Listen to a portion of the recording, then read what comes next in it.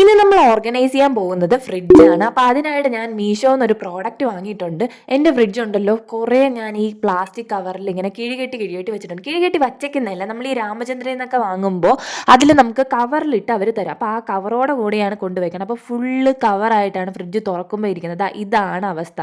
എല്ലാം നമ്മൾ ഓരോ വെജിറ്റബിൾസും കവറിലായിട്ടാണ് ഇരിക്കുന്നത്. ഇപ്പം നമ്മൾ ക്യാരറ്റ്, ബീട്രൂട്ട് എല്ലാം ഓരോ കവറിലായിട്ട് ഇരിക്കണം. അതുകൊണ്ട് എടുക്കാനും പാടാണ്. നമുക്ക് പെട്ടെന്ന് എന്തെങ്കിലുമൊക്കെ ഉണ്ടാക്കണമെങ്കിൽ നമുക്ക് എടുക്കാനും പാടായിരിക്കും. അതുപോലെ തന്നെ കാണാനും ഒരു വൃത്തിയില്ല. അപ്പോൾ ഞാൻ വിചാരിച്ചു എന്തായാലും ഒന്ന് ഓർഗനൈസ് ചെയ്യണമെന്ന്.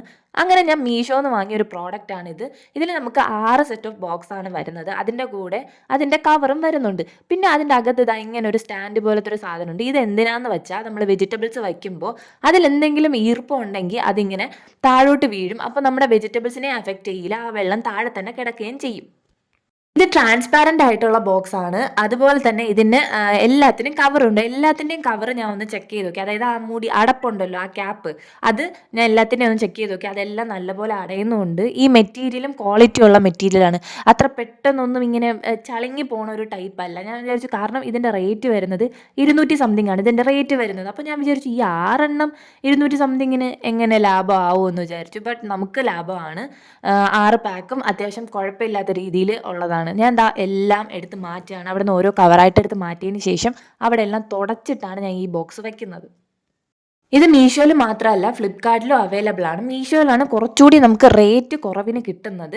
അതുപോലെ തന്നെ നിങ്ങൾ റിവ്യൂസ് നോക്കിയിട്ട് ഒരു പ്രോഡക്റ്റ് പർച്ചേസ് ചെയ്യുക. ഞാൻ അതിൽ റിവ്യൂസ് നോക്കിയിട്ടാണ് പ്രോഡക്റ്റ് പർച്ചേസ് ചെയ്തത്. പിന്നെ അതിൽ മീഷോ പ്രോഡക്റ്റ് എന്നും പറഞ്ഞ ഒരു ഹൈലൈറ്റ് ഒരു സംഭവം കാണും. അപ്പോൾ അത് കണ്ടിട്ടാണ് ഞാൻ ഇതിൻ്റെ റിവ്യൂസ് എല്ലാം നോക്കിയത്. റിവ്യൂസൊക്കെ എല്ലാം നോക്കിയപ്പോൾ നല്ല റിവ്യൂസാണ് വന്നത്. ഇതിൻ്റെ ലിങ്ക് വേണമെങ്കിൽ ഞാൻ താഴെ കമൻറ്റ് ബോക്സിൽ കൊടുത്തേക്കാം. അതുപോലെ തന്നെ ഇതിൻ്റെ റേറ്റ് വരുന്നത് 200 സംതിങ് ആണ്. കാരണം ഓരോരുത്തർക്കും മാറും. എങ്ങനെയാണെന്ന് വെച്ചാൽ നമ്മളിപ്പം GPay ആണ് ചെയ്യണമെങ്കിൽ നമുക്കൊരു 20 റുപ്പീസ് കൂടി ലാഭം കിട്ടും. ഇല്ല ക്യാഷ് ഓൺ ഡെലിവറി ആണെങ്കിൽ അതേ റേറ്റിന് തന്നെയായിരിക്കും നമുക്ക് കിട്ടുന്നത്. അപ്പോൾ കുറച്ചുകൂടി കൺവീനിയൻ്റ് ആയിട്ടുള്ള GPay ആയിരിക്കും. അപ്പോൾ നമ്മളിങ്ങനെ ഓരോ ബോക്സിലാക്കുമ്പോൾ നമുക്ക് യൂസ് ചെയ്യാനും എളുപ്പമാണ്. അതുപോലെ തന്നെ ഒരു വൃത്തികേട് കാണില്ല. ഈ കവറിലെടുത്ത് ഓരോന്നും ഇങ്ങനെ കെട്ടി വെക്കുന്നത് ഒരു വൃത്തികേടും കാണത്തില്ല. നമുക്ക് യൂസ് ചെയ്യാനും എളുപ്പമായിരിക്കും. അപ്പോൾ നിങ്ങൾക്ക് ഈ വീഡിയോ ഇഷ്ടപ്പെട്ട ഉറപ്പായിട്ടും ലൈക്ക് ചെയ്യുക, ഷെയർ ചെയ്യുക, സബ്സ്ക്രൈബ് ചെയ്യുക. അതുപോലെ തന്നെ നിങ്ങൾ ആദ്യമായിട്ടാണ് ചാനൽ കാണുന്നതെങ്കിൽ എൻ്റെ പേര് അഞ്ജന.